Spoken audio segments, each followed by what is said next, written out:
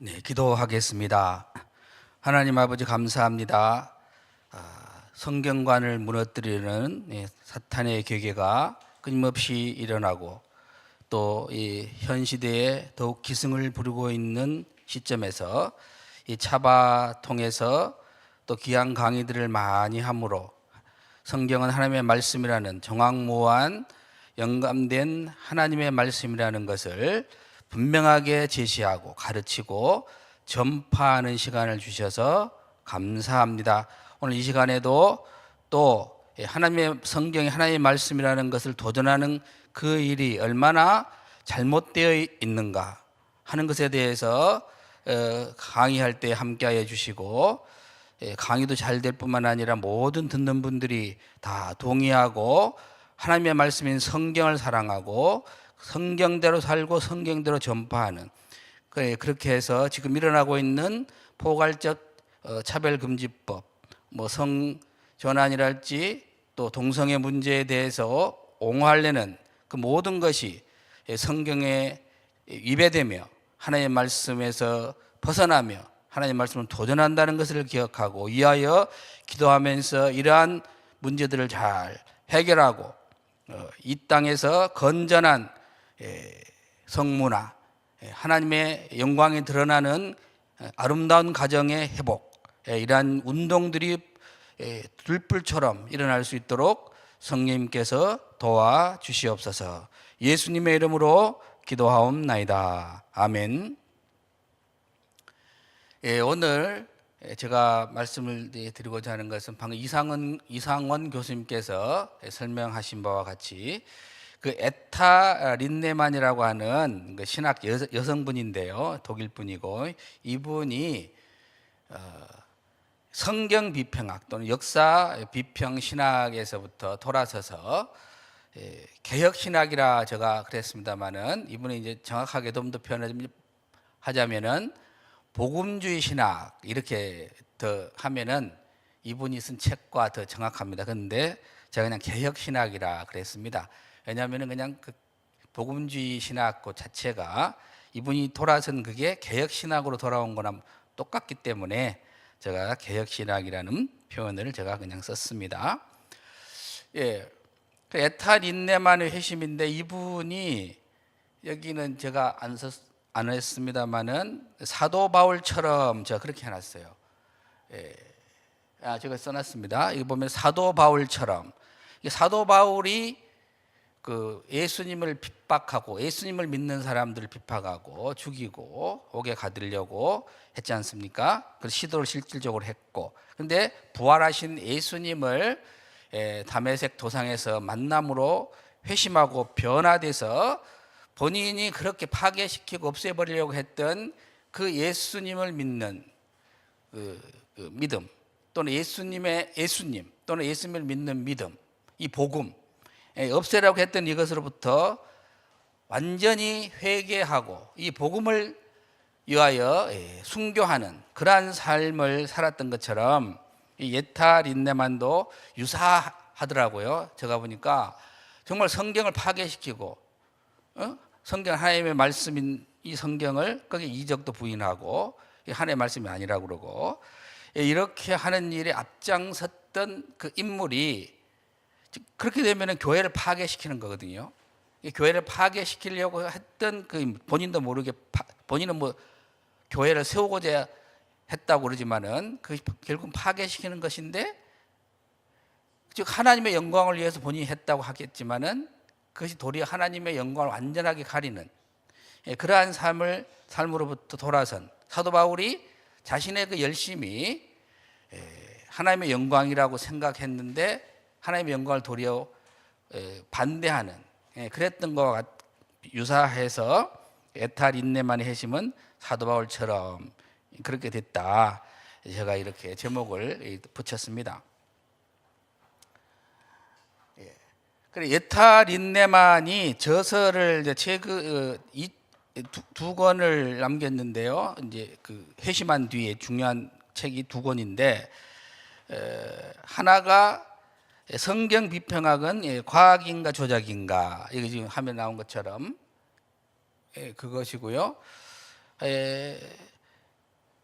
또 하나는 이제 성경 비평학은 과학인가 의견인가가 있는데요. 그것은 이제 두 가지가 있지만 제가 오늘 에타 린네만의 그 회심 과정과 이분이 그 어떻게 해서 돌아섰게 되는가, 그리고 성경 비평학 또는 역사 비평 신학의 문제점이 무엇인가를 회심 이후에 그 드러낸 내용은 좀 더 좀 쉽게 그리고 좀 더 접근을 잘 했다 싶은 것이 2009년에 발행한 성경 비평학은 과학인가 조작인가 이것이 되어서 이것을 중심으로 이미 송다니엘이라는 분이 번역을 했기 때문에 이 번역대에서 나온 것을 중심으로 이 책을 소개하는 것이 오늘의 강의의 목적이 되겠습니다.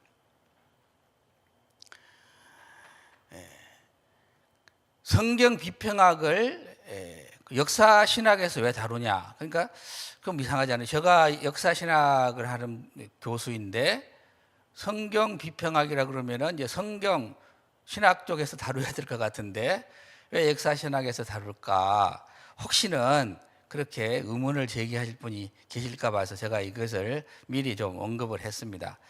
여러분, 성경 비평은 역사 비평 방법이기 때문입니다. 이게 에타 린네만이 한 말인데요. 화면에 있는 걸 제가 읽어드리겠습니다. 오늘날 신학에서 사용하는 성경 비평은 역사 비평 방법이다. 역사 비평 방법은 그의 결과에 혐오감을 느끼는 사람들로부터도 과학으로서 인정된다. 왜냐하면 이들은 과학적 탐구의 결과에 이의를 제기할 수 없다는 것을 확신하기 때문이다. 나는 이미 전에 소위 역사 비평 방법을 단지 역사 비평 신학이라고 불러야 마땅하다고 한 적이 있다. 이렇게 이제 말을 했는데, 여기서 보면은 성경 비평은 역사 비평 방법이다. 그러면서 역사 비평 방법에 대해서 합니다. 책 제목은 성경 비평 이렇게 나와 있지만은 실제로 이제 언급을 할 때 용어를 사용할 때 역사 비평이라는 말을 많이 쓰고 있습니다. 그래서 성경 비평하는 것은 곧 역사 비평으로서 성경을 비평하기 때문에 그래서 역사 비평 신학이다 이렇게 불러야 된다라고 에타 린네만이 그렇게 말했는데요. 이런 점에서 제가 역사 신학 교수인데 성경 비평학에 대해서 제가 소개를 해드리고 있습니다. 역사 비평 또는 성경 비평 신학을 제가 그럼 왜 이번에 선택을 했느냐 하는 것입니다. 이것은 제가 한 두세 달 전에 역사 비평이 잘못하면은 신학교에 많은 신학교 안에 침투해 있다는 걸 알고 있었고, 또 전혀 그 학교에는 그런 역사 비평을 가르치지 않고 또 역사 비평을 옹호하지도 않을 것이다 모두가 라고 생각을 하겠지만 그렇지 않을 수도 있다는 생각을 하게 됐습니다. 그래서 시간이 되면은 역사 비평에 대해서 또 연구하고 말하는 것이 좋겠다 이 생각을 하고 있었는데, 우리 또 이제 우리 차바에서 한번 강의를 요청을 해서 이 기회에 역사 비평, 이게 지난번에 제가 강의를 한번 했을 때 성경은 유기적으로 완전 축자 영감된 하나님의 말씀이라는 것을 우리 미국 장로회의 제임스 헨리 도넬 그리고 이제 찰스 하치하고 비교하면서 제가 한번 강의를 한 것이 있었는데요. 그 연장선상에도 되겠다 싶어서 이걸 선택하게 되었습니다. 그리고 구체적으로 그러면은 어떤 문제가 한국 대학교 신학교 안에도 들어와 있겠느냐, 역사 비평 관련해 가지고 이것을 제가 제 말로 하는 것보다는 이 책을 번역을 했던 이 송다니엘 이분이 한 말을 제가 그냥 읽는 것이 좋겠다 이렇게 해서 그대로 제가 글을 그대로 인용해 가져왔습니다. 인용 부분은 없지만은 그대로 인용된 것이니까 그렇게 이해하고 들으시면 감사하겠습니다. 한국의 신학대학 가리고 교회인데요. 한국 교회에는 성경 비평이 얼마나 들어와 있을까? 이것을 정확하게 아는 형제들은 깜짝 놀랄 것이다. 보수 개혁의 보루라고 믿었던 곳에서도 성경 비평의 누룩은 퍼지고 있다. 그렇다면 왜 이것을 동료 교수들이 묵인하고 있을까? 그들이 과연 묵인하고 있는 것일까? 아니면 성경 비평이 무엇인지 잘 모르고 있는 것일까? 여기서 이제 좀 더 언급하면 이 성경 비판 또는 이 역사 비판을 잘 모르고 있는 수도 있어요.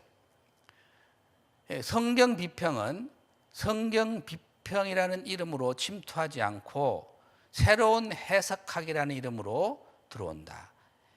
처음에 사람들은 이것이 성경 비평의 관문이 될 수 있다는 위험성을 잘 모른다. 이런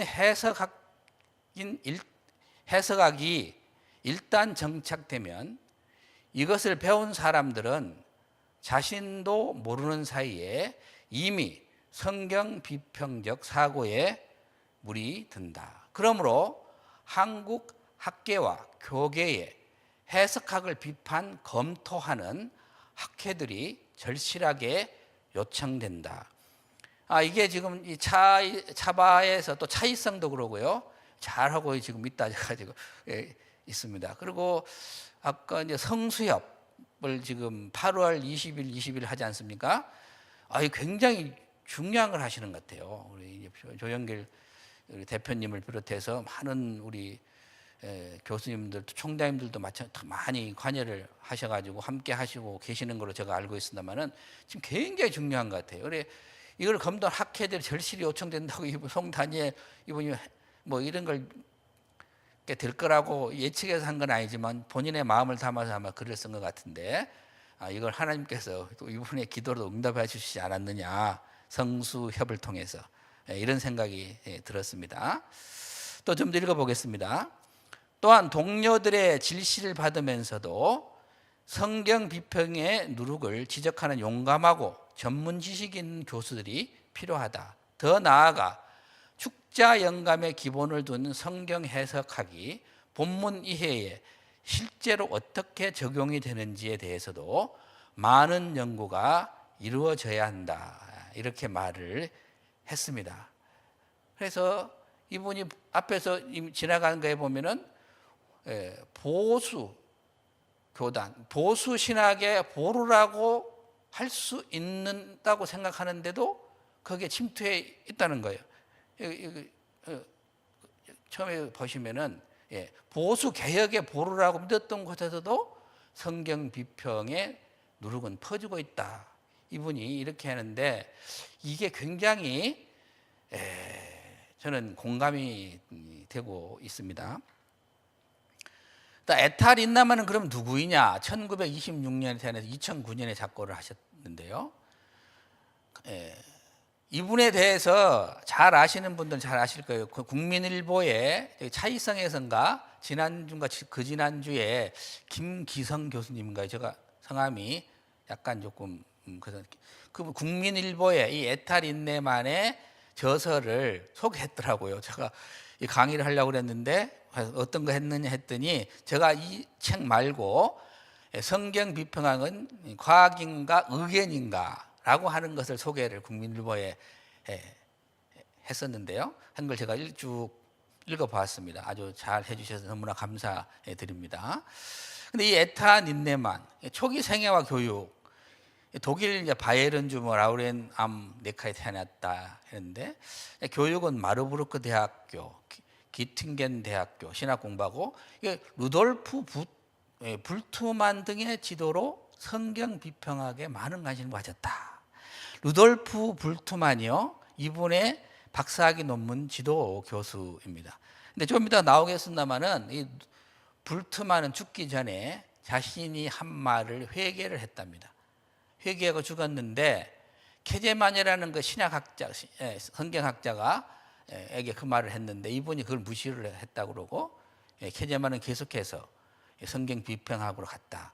근데 이 에탈 인네만은 나는 그 이야기를 직접 들었다. 이렇게 그 체계가 써져 있어서 미리 한번 말씀을 드립니다. 박사학위는 기퉁겐 대학교 받고 마르부르크 대학교에서 교수 자격을 취득했다. 교수직은 이제 브라질, 독일 여러 대학에서 했고 그런 여러 했다는 내용들이 있습니다. 그 다음에 회심인데요. 1970년대 후반에 자신의 학문적인 입장에 대한 깊은 회의를 느꼈답니다. 그리고 신학적인 전환을 경험하고 성경 비평을 비판하고 성경을 하나님의 영감으로 가득 찬 무오한 말씀으로 받아들이는 보수적인 신앙을 수용하게 됩니다. 자신의 이전 연구와 저서를 모두 폐기하고요. 변화가 된 뒤에 회심한 뒤에 다 폐기 처분했어요. 자신이 전파한 비평학적 방법론을 강하게 비판을 하고 이러한 전환은 이분의 학문적으로 강력한 큰 변화를 가져왔고 이후에는 복음주의 신학자로 활동을 하게 됩니다. 후기반부에는 보수적인 신앙을 바탕으로 새로운 연구와 강의를 지속하고 복음주의 신학의 중요성을 강조하다가 2009년 5월 9일 이제 독일 볼프스부르크에서 사망을 했다고 합니다. 학문적 여정과 신앙의 변화를 통해 많은 사람에게 영향을 줬고 지금 우리에게도 저에게도 큰 영향을 지금 이분이 좋은 정말 하나님께서는 참 놀라우신 것 같아요. 이런 분들을 변화를 시키고 우리가 그 교회사를 통해서도 보면 바울부터 시작해가지고 이제 어마어마한 많은 사람들이 변화되잖아요. 그러면 회개하고 하나님의 영광을 위해서 많은 사람들이 이제 삶으로서 많은 사람들이 영향력을 주는데 그 중에 이 학문적으로 큰 영향, 이 시대에 정말 필요한 영향력을 에탈 인네만이 지금 주고 있다. 그렇게 저는 확신을 하고 있습니다. 이게 너무나 지금 이게 많이 있습니다. 성경을 지난번에도 잠깐 말씀드렸습니다만은 성경을 가르치는 열심히 창세기부터 요한계시록까지 성경을 가르친다고 열심히 가르쳐도 신학이 이런 신학이 들어와 가지고 교회에서 그렇게 그 신학교에서 성경 비판, 역사 비평 신학에 물든 목회자가 나오고 그분들이 목회 현장에서 설교를 그렇게 하고 자신도 모르게 하는 거예요. 그렇게 하고 있는 상태에서 성경을 열심히 가르치면은 성도들이 어떻게 되겠어요?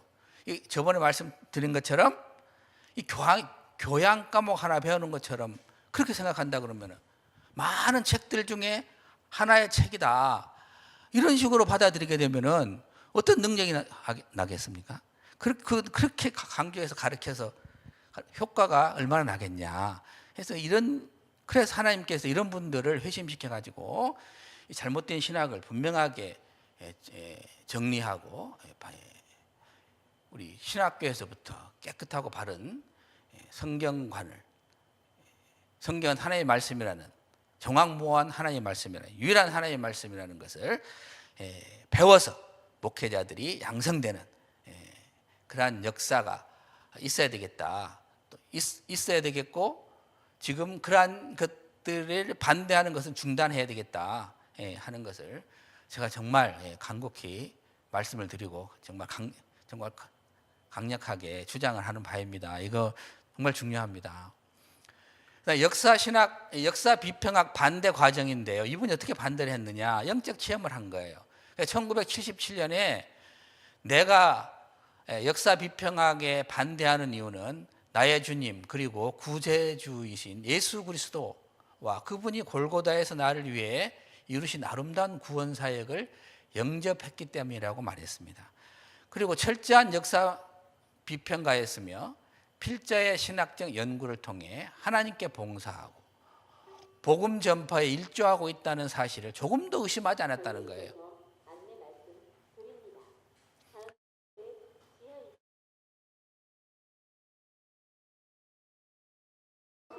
본인은 정말 복음을 잘 전달하고 있다고 생각했다는 거죠.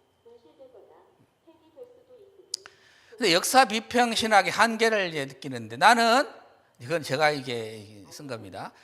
나는 성경 본문에 대한 과학적 연구를 통해서는 어떠한 진리도 찾아낼 수 없다. 그걸 내가 통찰하였다라고 말했고, 철학의 문제점에서는 역사 비평 신학은 철학을 근본으로 삼는데, 철학은 먼저 진리의 정의를 스스로 내림으로써 하나님의 말씀이 진리의 원천이라는 사실을 제외한다, 이렇게 말을 했습니다. 그러면서 좌절의 늪에 빠지는데, 나는 좌절감을 견뎌내려고 무언가에 끊임없이 탐닉하게 되었다 했습니다. 스스로를 마취 상태에 빠져들게 하고자 텔레비전의 노예가 되었고, 술 없이는 견디기 어려운 신세가 되었다, 이렇게 에탈인 네만이 1985년 7월 5일인데, 이게 첫 번째 쓴 책, 성경 비평은 과학인가 의견인가, 그렇게 그 제목으로 번역이 된 그 책에 이분이 쓴 내용이에요. 이렇게 자신에 대해서 잘 써놨습니다.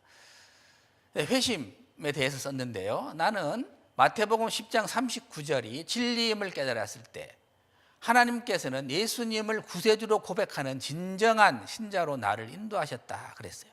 처음으로 검은 것을 검은 것으로, 흰 것을 흰 것으로 깨닫게 되고, 그것들이 구별되지 않는 회색으로 뒤섞인 것을 중단했을 때에 체험했던 그 희열을 지금까지 기억하고 있다. 학생들에게 장님을 인도하는 장님이 되었음을 깨닫고 회개했다. 그러니까 이분이 그냥 너무너무 자신이 했던 것이 이제 잘못됐다는 거 뭔가 깨닫고, 그렇게 이제 온전한, 그런데도 거기서 온전한 하나님을 만나야 되는데, 성령님을 체험하고 회심해야 되는데 빠져나오지 못하고, 그렇게 하지 못한 상태에서 술로 이렇게 막 텔레비전으로 있다가 이렇게 하나님을 이렇게 말씀을 통해서 만났다고 고백하는 거예요. 제가 최근에 우리 신학교 학생 중에 한 여자분인데, 그분하고 대화를 해보니까 그분도 성경을 읽다가 성경이 하나님의 말씀이라는 것이 깨달아져서 6개월 동안 울었답니다. 그렇게 날마다 눈물이 나는데 6개월 동안 나더래요. 얼마나 놀라운 역사가 일어났다, 그걸 체험하는데, 저도 그러고 우리 모두가 다 이런 성령의 역사하심이 뜨겁게 늘 나타나서 성경의 하나님 말씀의 복음을 증거하고 전파하는 일에 다 힘써 주시기를 또 바랍니다. 그 다음에 역사 비평 신학을 왜끔 나는 반대하는, 에탈인네만이 반대하느냐. 에탈인네만은 그동안 잘못 가르쳐왔던 것이 죄를 지은 것이라는 사실을 사람의 말을 통해서가 아니라 마음에 임한 성령의 증거를 통해 분명하게 깨닫고, 예수님께서 내 죄를 십자가로 지셨기 때문에 내 죄가 사해진 것에 대해 기쁘고 감사하기 때문에 나는, 즉 에탄인네만, 나는 역사 비평 신학을 반대한다, 이겁니다. 이게 확신이 와버린 거예요. 성령님이 그냥 역사하니까 확신이 왔다는 겁니다. 그래서 학문적으로도 전환하고, 그리고 자신의 이전 저서 2권, 대표적인 것이요, 예수님의 비유, 그 점점점이 그 뒤에 또 있어요. 말이 있는데 제가 안 적어왔는데, 그분 이렇게 써놨어요. 근데 독일어로 제가 찾았는데 안 써놨습니다. 그다음 순환사 연구, 이 2권이 있는데 있고, 그리고 이제 전문 잡지에 기고한 모든 논문들이 많이 있는데, 이거를 1978년에 쓰레기통에 던져버렸다는 거예요.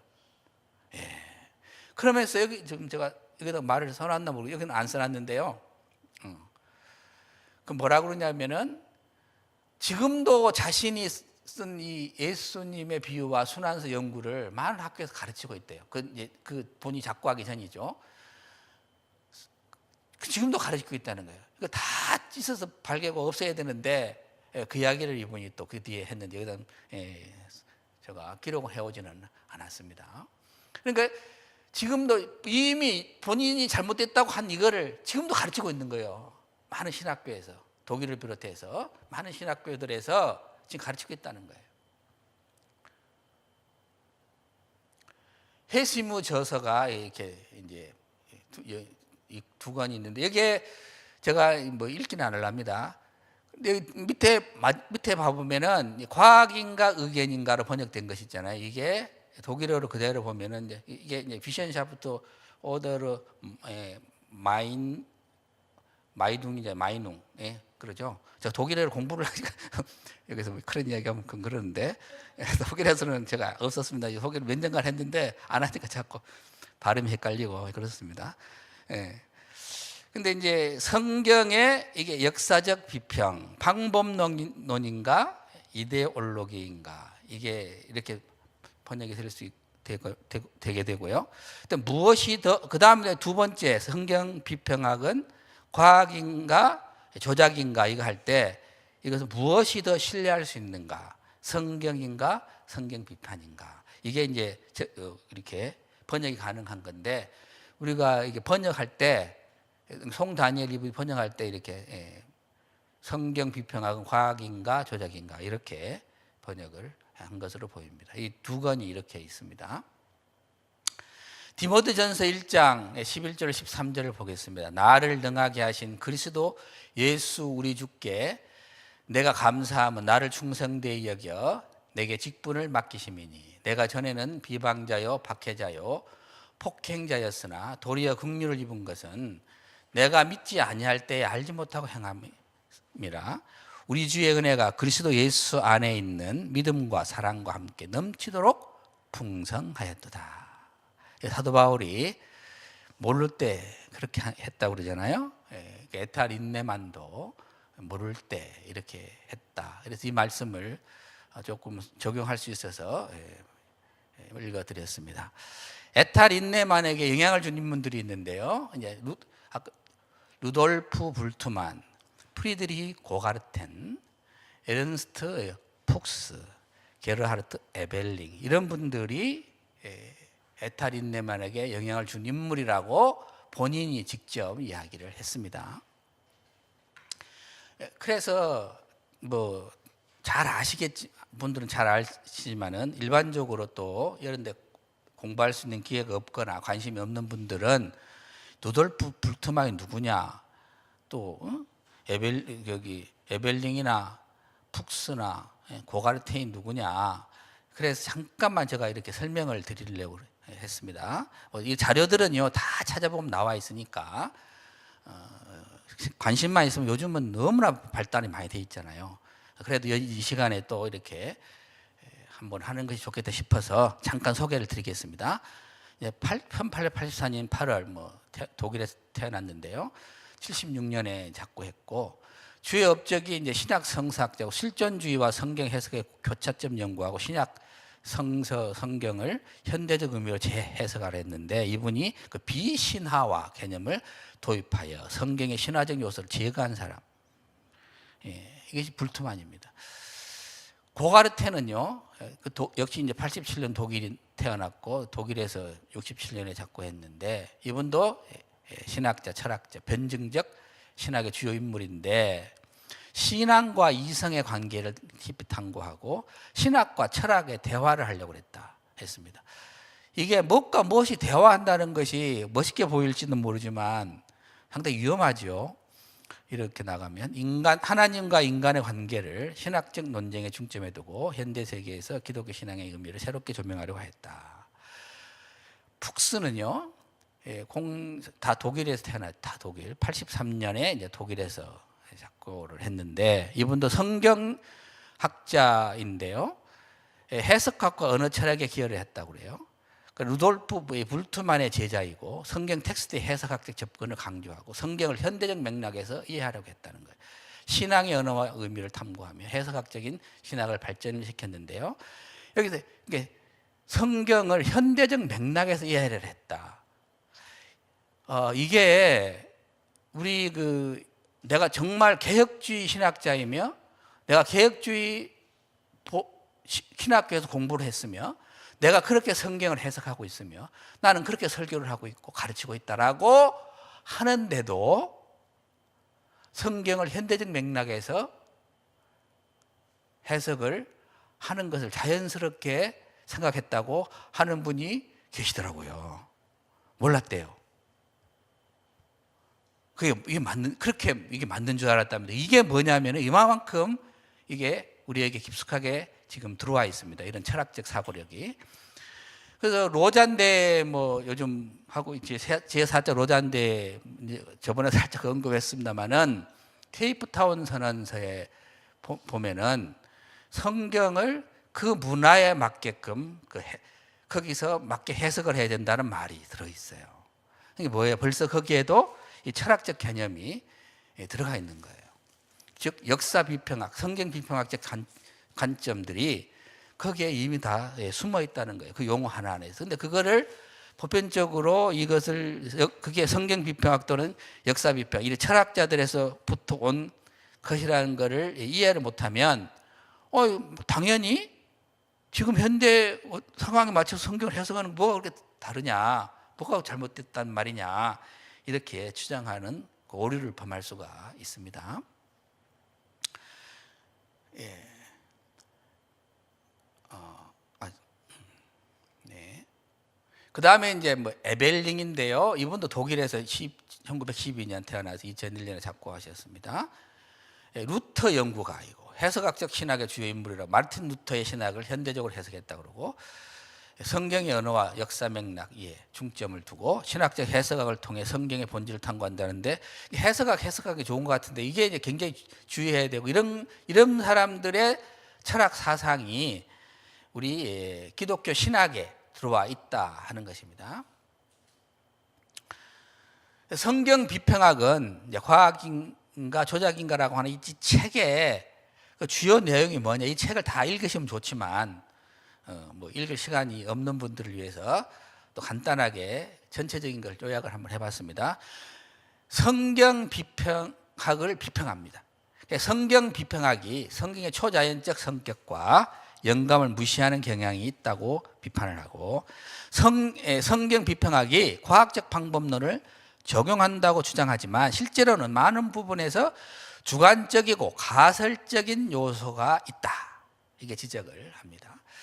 그리고 성경의 권위와 신뢰성에서 성경이 하나님의 영감으로 쓰여진 무한 말씀이라고 아주 강조를 하고 성경의 기록이 역사적이고 신뢰할 만한 증거에 기반하고 있다고 주장을 합니다. 일단 신앙과 이성의 관계에서 신앙과 이성이 조화를 이루어야 하며 성경을 이해하는데 신앙의 역할이 중요하다. 조화를 이루되 신앙의 역할이 중요한 거예요. 이성을 강조하게 되면 신앙을 죽입니다. 약화시킵니다. 칼빈도 기독교 강의를 읽어보면 이성을 말하는데 성령의 감동을 받은 이성, 이렇게 표현하거든요. 이성을 무시하는 것이 아니고, 근데 이걸 철학자들이 강조하다 보니까 이제 비평적으로 가게 되는 요소, 그런 것들을 신학에 제공을 하게 되었습니다. 이성만으로는 이해할 수 없는 성경의 초자연적 측면을 인정해야 한다, 또 강조했습니다. 성경 비평의 기원이 뭐냐 이렇게 되어 있는데요. 성경 비평의 사상적 전제는 철학에서 왔다, 이렇게 린네만은 확실하게 지금 말하고 있습니다. 신학이 철학의 문을 연 경위가 도대체 뭐냐, 그 시작이 철학이 대학에서 자리를 잡았기 때문에 그랬다는 겁니다. 철학이 대학에 자리를 잡았다. 그러니까 중세 대학 설립은 있는데 이게 이방 철학부터 지혜를 배우기 위해서 중세의 대학이 설립됐다는 거예요. 유스티아누스 황제, 제가 이제 527년에서 565년 이제 유스티아누스, 서로마 제국은 427년에 망했으니까 이게 동로마 제국 황제죠. 대학문을 닫았는데 왜 그러냐? 대학 강의의 소재가 이방 철학이라는 이유로 이 유스티아누스 황제가 대학 문을 그때 닫은 거예요. 그래서 대학 그때부터 없었잖아요. 그런데 이제 신학자들이 무신론적이고 반신론적인 철학을 사고의 기초로 수용하기 시작하고 수용했다는 거예요. 그런데 대부분 자신들이 이걸 인식을 못하더라. 이게 린네만의 주장입니다. 그러면은 어떤 철학 사고를 수용을 했느냐, 누구의 것을 아주 핵심적으로 했느냐 하는 것을 잘 설명하는데, 먼저는 이제 아리스토텔레스, 그 다음에 이제 인문주의 얘기하고, 그 다음 계몽주의 철학자들 이야기를 합니다. 그래서 아리스토텔레스주의에서 신학 연구와 철학 연구를 이렇게 결합을 하고, 그러면서 이게 누가 그럼 그렇게 했느냐? 파리대학교에서 최초로 이걸 했다는 거예요. 신학 연구와 철학 연구를 결합한 것이 파리대학교가 최초다. 볼로냐가 세계 최초 신학 대학교라 그러지 않습니까? 중세 때 유스티아누스가 중기한 이후에 다시 대학이 시작됐잖아요. 이제 볼로냐, 그 다음에 이제 파리대학이다. 이제 파리대학이 우리가 먼저다. 뭐 그런다고 합니다만은 대체적으로 볼로냐로 지금 알고 있습니다. 저도. 근데 그걸 철학과 신학을 이렇게 결합을 한 데는 파리대학이다. 신학이 인식 분야에서 성경보다 아리스토텔레스 철학을 더 신뢰하게 됐다는 거예요. 그러면서 성경의 이 세계관을 아리스토텔레스의 세계관하고 같이 봐버렸다 하는 것이 문제가 되었다는 겁니다. 그 다음 인문주의, 인간중심주의인데, 루터가 인문주의와 결별을 시켰는데, 루터의 동료가 멜라니톤입니다. 이 멜라니톤이 인문주의가 신학에 영향을 주는 길을 마련해버렸다는 것입니다. 그러면서 불트만이 그래서 신학은 인간학이다 이렇게 말했다는 거예요. 근데 이거를 죽기 전에 회개했다. 이게 에탈인네만이 하는 말입니다. 그러면서 자기는 아까도 말씀을 좀 드렸습니다만 분명하게 들었다, 나는 이 이야기를. 그런데 케제만이 숨겨버렸다, 감췄다. 불트만이 회개했다는 것을 감췄답니다. 절대적 진리를 인문주의에서는 부정하고 실용 가치가 있으면 진리다 이렇게 합니다. 그 다음에 역사 비평 신학이 인문주의로부터 수용한 것은 뭐냐? 인간 중심주의, 진리의 상대화입니다. 상태화, 저 타이프를 좀 오타했습니다. 진리의 상대화. 그다음 문화의 일주가 아니고 오타를 제가 많이 냈습니다. 그래서 문화의 일부로서의 종교. 그다음에 하나님의 계시를 종교적 현상으로 간주했다. 이것이 역사 비평 신학이 인문주의에서 수용을 한 것입니다. 그리고 이런 사상으로 신학 성경을 비평하는 거죠. 계몽주의가 있는데요. 계몽주의에서는 신학은 계몽주의 철학을 사고의 기초로 삼아 성경 비판하는 신학이 되었다는 겁니다. 그래서 계몽주의 주요 대표자들을 쭉 이분이 이제 이 책에서 언급을 하고 간단하게 설명을 해놨습니다. 프란시스 베이컨, 토마스 홈스, 르네 데카르트, 바룩 스피노자, 데이비드 휴움, 임마누엘 칸트. 이분들에 대해서 179회인가요? 159회. 지금이 179회죠. 159회인가 우리 그 이은선 교수님이 17세기, 18세기 계몽주의 그 철학에 대해서 자세히 설명을 한 것을 제가 들어봤습니다. 그것을 참고하시면 되고요. 여기서 지금 소개해드리고자 하는 것은 이 철학자들의 사상을 소개해드리고자 하는 것은 이 철학자들의 사상이 어떻게 역사 비평 신학과 연결이 되어 있느냐 하는 그 부분 때문에 잠깐 소개를 해드리도록 하겠습니다. 프란시스 베이컨은 경험주의자인데 자신의 입장을 하나의 정의로 교화시킨 최초의 계몽주의자랍니다. 자신의 입장을 하나의 정의로 만든 거예요. 내 입장을 정의다. 최초의 계몽주의랍니다. 이것을 이성과 과학 영역에서 믿음의 영역과 이걸 구분시킨 거예요. 이성과 과학 영역을 믿음의 영역과 구분을 시켰고, 성경은 객관적이고 진정한 하나님을 인식하는 데 있어서 무익한 책이다 라고 이 프란시스 베이컨이 주장을 한 건데, 이게 성경 비평학, 역사 비평학에 영향을 주셨다 하는 것입니다. 토마스 홈스, 유물론적 철학자이며 믿음이 하나님과의 진실하고 진정한 관계를 의미한다는 것을 의심합니다. 의심을 했고 성경의 이적을 비판했습니다. 홈스가 이성을 근거로 한 성경 비판의 창시자다. 이성을 근거한 성경 비판의 창시자를 홈스다 이렇게 주장을 했고요. 베이컨과 홈스의 철학은 역사 비평 신학의 기초를 제공했다라고 린네만이 확실하게 주장을 했습니다. 그 다음에 르네 데카르트는 뭐냐? 이성주의자인데 잘 아는 내용이죠. 잘 아는 내용이라도 또 다시 한 번 더 우리가 들어보고 듣는 것이 좋겠다 싶어서 제가 써왔습니다. 나는 의심한다. 그러므로 나는 생각한다. 나는 생각한다. 그러므로 나는 존재한다. 내가 모든 것을 의심할지라도 내가 지금 생각하고 의심하고 있다는 사실만큼은 의심할 수 없다. 데카르트가 한 유명한 말이죠. 의심의 원칙에서 데카르트 이후 철학과 과학의 기초가 됐다는 거예요. 이러한 의심의 원칙, 데카르트 이후에 철학과 과학의 기초가 되니까 성경도 다 의심을 하자는 거죠. 역사 비평 신학자들이 그래서 데카르트의 의심을 하나님의 계시를 다루는 방법으로 사용을 하고 있다 하는 것입니다. 바룩 스피노자는 역사 비평 신학의 기초를 제공했고 모든 진리는 단지 수학적으로만 인식될 수 있다고 주장을 했습니다. 성경 일부분만이 하나님의 말씀, 일부분만 하나님의 말씀이라는 거예요. 칼 바르트의 가르침과 불트만의 실존적 해석과 비신화화의 배경을 이 스피노자가 제공했다는 겁니다. 성경의 하나님의 계시를 믿지 않는 이 스피노자의 이 사상은 칼 바르트가 자신의 신론의 배경으로 했답니다. 근데 이 칼 바르트는 이걸 몰랐대요. 어떤 그 신학자분이 칼 바르트하고 대화를 했었는데 이분이 칼 바르트 제가 기억하기로는 그래요. 이분 강의를 직접 한 걸 들어봤는데 그 예수님의 부활과 관련돼서 이 일을 제공을 했다고 그러더라고요. 제시를 하니 칼 바르트가 절대 나는 그렇지 않다.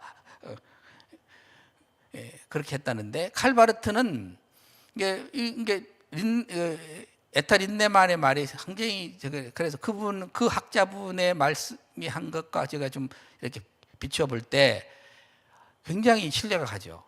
이 지금 에타 린네만이 칼 바르트에 대해서 평가, 그 신론의 배경을 이 바룩 스피노자의 철학을 가지고 그 배경을 가지고 있었다 하는 걸 칼 바르트는 몰랐다는 거. 이것은 정말 린네만이 잘 봤다라는 생각이 듭니다. 제가 뭐 연구는 제가 안 한 것이기 때문에 정말 자세히는 말씀 못 드리지만은 그리고 이제 칼 바르트의 그 복음주의 신학인가요? 그거는 책을 쭉 제가 다 읽어 보면은 이분은 뭐 성경이 부분적으로만 영감이 완전히 성경은 완전히 다 하나의 말씀이 아니에요. 그것을 분명하게 드러나 있는 것은 제가 읽어봤습니다. 일단 조직적인 성경 비평의 창시자다. 이게 스피노자입니다. 문학 비평의 토대로 나왔습니다. 그런데 이 장 아스트리크 이분에 대해서도 이제 이은성 교수님이 설명한 걸 이미 했더라고요. 루이 15세 주치의였는데요. 스피노자의 모세오경 저작설 의심을 토대로 모세오경 자료를 이 장 아스트리크가 최초로 이제 자료를 구분했죠. 다 뭐 많은 학자분들은 다 아는 내용인데, 그래서 이문선이 피문선 이렇게 해가지고 이걸 계속 발전을 시켰죠. 그래서 벨하우제니 뭐 이런 사람들이 더 이제 구체화시켜 하는 것들이 있습니다. 그 다음에 스피노자가 뿌리놓은 선지서에 대한 의심의 씨앗은 역사 비평 신학에서 풍요로운 결실을 거두었다. 이렇게 말했습니다. 역사 비평 신학은 다니엘서가 주전 2세기 제작이라고 또 주장했고, 불트만의 부활은 역사적 사실이 아니다는 말은 이미 스피노자가 했답니다. 그러니까 얼마만큼 많이 이 스피노자가 또 신학자들에게 또 역사 비평학자들에게 영향을 주고 있느냐 하는 것을 말씀을 드리는 것입니다. 그다음 데이비드 휴미입니다. 회의론적 경험주의자다. 실증주의를 토대로 놓았다. 무신론자의 아버지랍니다. 어떤 것이 진리인지 거짓인지 실습으로 검증되어야 한다고 주장하고, 예를 들면 요한복음 3장 16절인데요. 이 요한복음 3장 16절, 하나님이 세상을 이처럼 사랑하사 독생자를 주셨으니 그거죠. 이는 저를 믿는 자마다 구원을 얻는다. 이게 요한복음 3장 16절 맞죠? 제가 또 많이 외웠던 말씀인데, 이게 정의와 경험으로 검증될 수 없으니 의미가 없고 우리의 이성과 관계가 없다. 휴미 이렇게 주장한 거죠. 기적은 가능성은 있으나 신뢰하기 어렵다. 기적을 완전히 무시하거나 기적 없다라고 안 한 거예요. 이 휴미 묘하게. 이런 사람이 더 무서워. 제가 볼 때는 그냥 기적은 없다. 성경에 있는 기적은 다 가짜다. 그렇게 나와버리면 너는 참 문제구나. 그런데 가능성이 있어라고 말을 하니까 이런 사람들이 훨씬 더 무섭습니다. 19세기 자유주의 신학과 비신화와 배경을 제공했다 하는 것입니다. 그 다음에 임마누엘 칸트, 이제 마지막으로 임마누엘 칸트가 소개됐습니다. 불가지론자이고 경험주의와 합리주의를 결합한 철학자입니다. 예수 그리스도의 부활과 승천, 기적을 부인했습니다. 계몽주의는 인간이 자신이 자초한 미성숙으로부터 벗어나는 것, 당신의 오성이 깨달음이죠. 오성을 사용할 용기를 가지시오. 이것이 계몽주의의 구호이다. 이건 많이 들으셨을 줄로 압니다. 칸트의 영향으로 역사 비평 신학이 내린 결론이 뭐냐? 하나님에 대해서는 어떤 객관적인 진술도 성립할 수 없다. 이게 칸트 영향으로 역사 비평 신학에서 내린 결론이랍니다. 그 다음에 하나님에 대해 객관적으로 이야기하는 것은 타락이다. 이게 역사 비평 신학이 내린 결론입니다. 그 다음 하나님에 대해 객관적으로 말하는 사람은 자신이 알 수 있는 한계를 넘어서 말하는 사람으로 간주한다. 그런 사람은 자신을 모르는 사람이고 자신이 말하는 것이 진리가 아니므로 그가 가르치는 사람들을 속이는 사람이라고 확신한다. 이게 누가 한다고요? 역사 비평 신학자들이 내린 결론이라는 것입니다. 이게 성경에 있는 것이 실제로 일어난 사건이 아닐지라도 이것은 믿음을 세우는데 가치가 있다. 이렇게 말하는 거. 아주 이게 참 아니라면 아니라고 확실하게 하지. 이런 식으로 이제 오면은 이걸 깊이 대충 들으잖아요.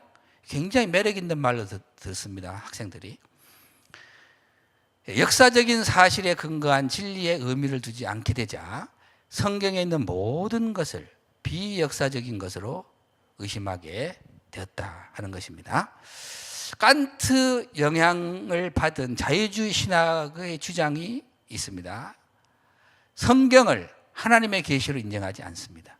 하나님의 존재를 객관적으로 알 수 없다고 말합니다. 하나님에 대해 객관적으로 말하는 것을 허용하지 않습니다. 어떤 그 경건주의자 한 사람이 하나님은 존재하시고 다스리시고 체험될 수 있다고 주장하면 그는 이런 문제를 이해할 만한 지능이 없으며 순진무구한 사람이다. 이렇게 말을 한다는 거예요. 자유주의 학자들이. 그래서 제가 제가 광신대학교인데 철저한 개혁주의 보수주의 신학을 가르치는 학교 아닙니까? 그런데 제가 어떤 학교라고는 말하지 않겠습니다만은 그 학교 그 신학교에서 그랬답니다. 제가 직접 들은 건 아니고 저희 그 합동 측 소속 그 장로님인데요. 그 장로님들은 또 친구 장로님들이 A 교단, B 교단 다 있을 것 아닙니까? 그 교단에 이제 그 장로님도 서로 친구고 알고 있는 사이인데 그 말을 하더랍니다. 야, 너는 그 광신대학교 그렇게 무식하고 아는 것도 없는 그런 학교에 교단에 속했냐 이런 식으로 얘기를 하다는 거예요. 그게 뭐예요? 이 자유주의 신학자들이 물이 들어가면 그런 식으로 보는 거예요. 얼마나 참 그 이야기를 듣고 참 웃고 말았습니다마는 그런 현상들이 지금도 일어나고 있고 여기서 듣는 분들이야 그러지 않겠습니다만 혹시는 또 뭐 자유주의 신학을 가지신 분들이 이거를 혹시는 들으신다면은 제가 하고 있는 이거를 또 웃는지도 몰라요. 혹시 그러신 분이면 웃지 마시고 회개하시기 바랍니다. 칸트가 말하는 하나님은 뭐냐? 인간이 도덕적 요구에 따라서 살게 하기 위해서 필요한 존재. 그것이 하나님이다. 칸트가 이렇게 말을 했습니다. 그 다음에 하나님은 인간의 필요에 의해 만들어진 우상이다 그랬고, 우상이래 하나님이. 하나님은 천지를 창조한 창조주가 아니다. 하나님은 인간의 사고를 만들어내는 작품이다. 여러분 이렇게 해가지고요, 우리 보수주의 또는 우리 저는 합동 측입니다만은 기타 하여튼 보수주의 어떤 뭐 교단일 수도 있고 뭐 그러겠습니다만은 칸트를 상당히 좋아합니다. 좋아하는 사람들이 있어요. 좋아하는 분들이 계세요. 그러면서 칸트가 상당히 좋던데 이렇게 하는 분도 계시더라고요. 그래서 칸트를 좋아하는 의외로 좋아하는 분들이 있는데 그렇게 하면 안 됩니다. 인간적인 것 말고 실학적, 철학적 이런 사상적으로 그래서 좋다고 하면은 안 되죠. 하나님은 천지 창조를 창조주도 아니고 부인하고 하나님 인간의 사고로 만드는 작품이라고 그러고 하나님 인간의 필요에 의해 만드는 우상이라고 주장하는 사람을 신학자들이 좋은 사상가라고 표현하면은 안 됩니다. 디트리히프 본헤퍼의 말이 있어서 제가 했습니다. 왜냐하면 이걸 제가 또 해온 이유가 다 있습니다. 이 본헤퍼를 현대인에게는 하나님이라는 목발은 더 이상 필요 없다. 그러므로 초월, 기적에 대한 언급 없이 복음을 전해야 한다. 본헤퍼가 이런 말을 한 것입니다. 본헤퍼를 저희 학교 광신대학교 채플에 와서 설교하는 목사님도 어떤 목사님이 본헤퍼를 예를 들어서 그냥 해석가 얼마나 속에 답답해요. 제가 본헤퍼 얘기를 하면은 학생들한테도 그 이야기를 해요. 본헤퍼가 히틀러를 총으로 쏴서 죽이려고 갔다가 잡혀서 죽었는데 그것이 뭐가 그렇게 자랑스럽냐. 그래서 성경적이지 않다. 그러니까 멋지게 보이기는 인간 신학이나 우리 성경을 다 떠나서 하나님을 떠나서 생각하면 멋있을 수도 있다. 그런데 본헤퍼가 그렇게 한 것을 멋있다고 하면 안 된다. 저는 그렇게 가르칩니다. 왜? 그러지 말고 그런 용기라면은 총을 들고 갈 것이 아니라 당당하게 가가지고 말을 해라. 말을 총으로 가서 죽이려고 가는 것이 아니라 가서 하나님의 말씀 바르게 전하고 그렇게 하면 안 된다고 그렇게 순교에 가기로 해서 그렇게 잡혀서 죽었다면 그건 뭐 위대한 신학자고 위대한 신앙가고 그렇게 우리가 기대한 목사님이고 이렇게 말할 수 있지만 총으로 쏴 죽기로 가가지고 잡혀서 한 것은 정의적인 면에서 일반적으로 볼 때는 의인으로라고 칭할 수 있지만은 신학적인 분, 성경적으로 볼 때는 그렇게 하는 것은 위험하지 않느냐.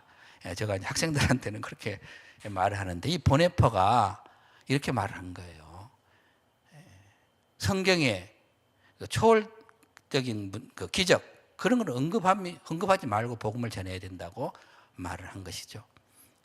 루돌프 불트만은 에타 린네만이 직접 들은 말을 써놓은 건데요. 우리는 칸트 이후에 살고 있음을 기억해야 한다. 우리가 칸트 이전에 살았던 사람들이 생각했던 대로 생각하는 것은 이제는 용납이 안 된다. 불트만이 그랬답니다.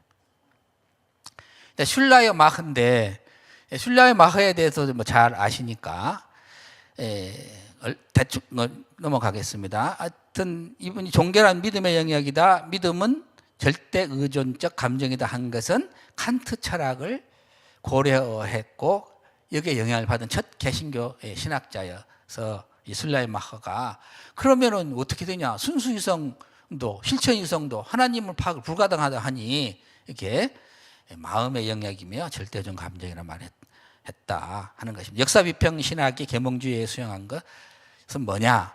사고의 믿음의 분리입니다. 사고와 믿음을 분리한 겁니다. 성경에서 하나님 인식 얻지 못한다 주장하고 인류가 발전한다는 것이고 이론적인 세계가 아니에요. 보이는 세상만 인정하는 거예요.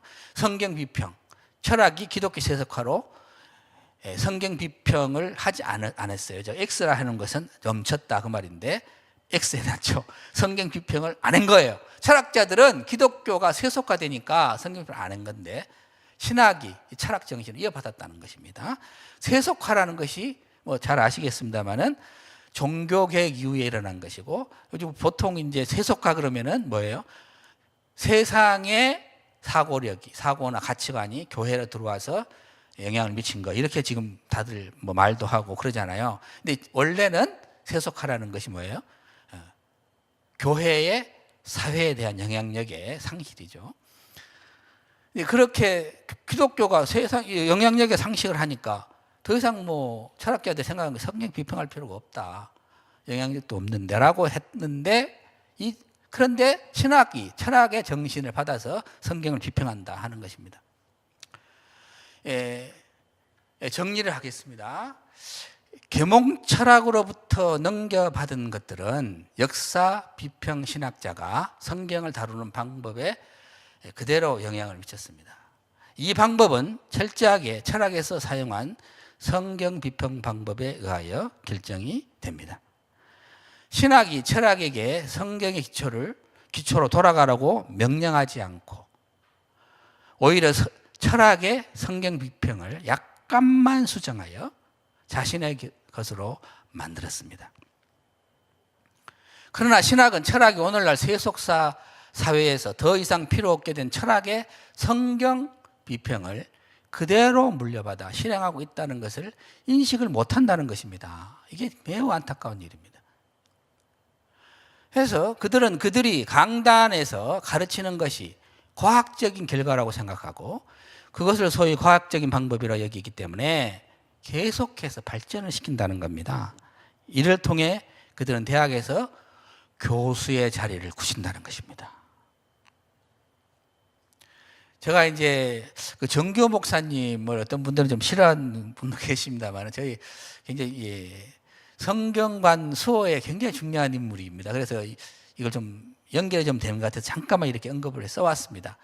성경 비평, 역사 비평 신학을 가르치는 조선신학교의 자유주의 신학자들을 성토하여 한국 장로회를 개혁주의 성경관, 복음주의 성경관 위에 굳건히 세우는 일에 헌신했습니다.